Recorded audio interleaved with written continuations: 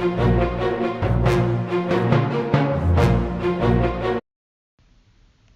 solution is simply the concentration that will be diluted to some lower concentration for actual use. Another definition you need to know is dilution. It is the result of adding water to the stock solution.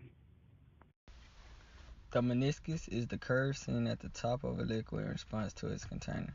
The meniscus can be either concave or convex depending on the surface tension of the liquid and adhesion to the wall of the container.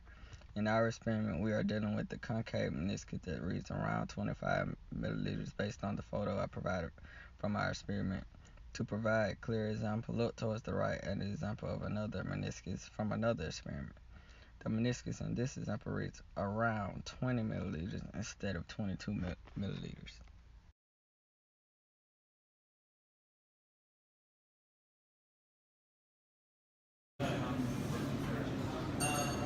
Alright, so we're starting with 50 mLs of stock, 20% stock solution. That's the initial concentration for our first solution. What we're going to do is we're going to pour some portion of the of the solution into the pipette, and then we're gonna pour it into the 25 ml volumetric flask. So 9.9. Putting what we need, and then we'll start on. Remember, you won't have 20 minutes before lab ends. Okay, so that is 9.9 milliliters, and we're going to put that into the volumetric flask. This is the initial volume for our diluted solution number 1.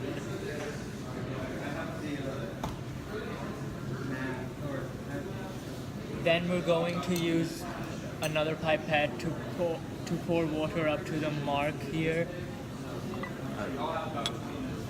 Up to the mark.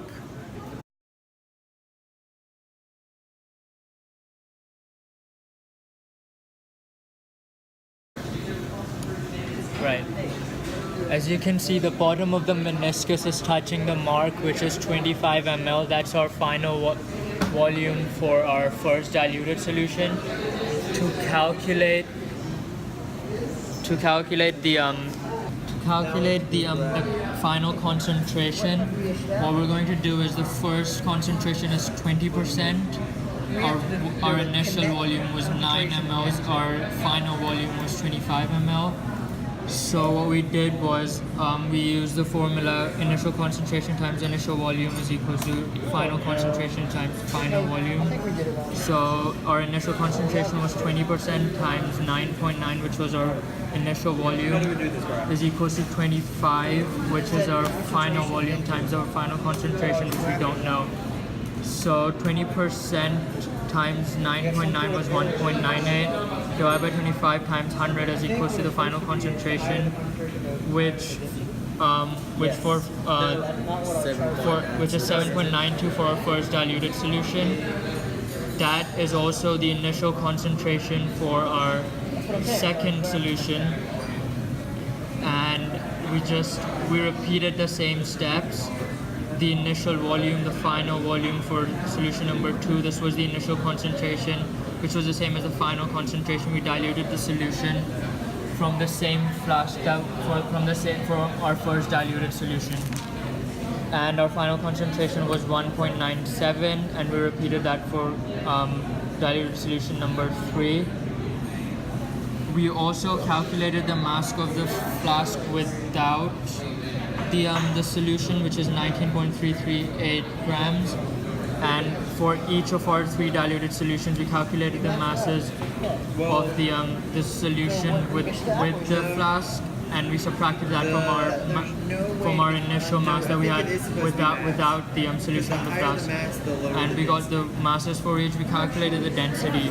The relationship we formed was that as the concentration decreases, so does the density of the substance.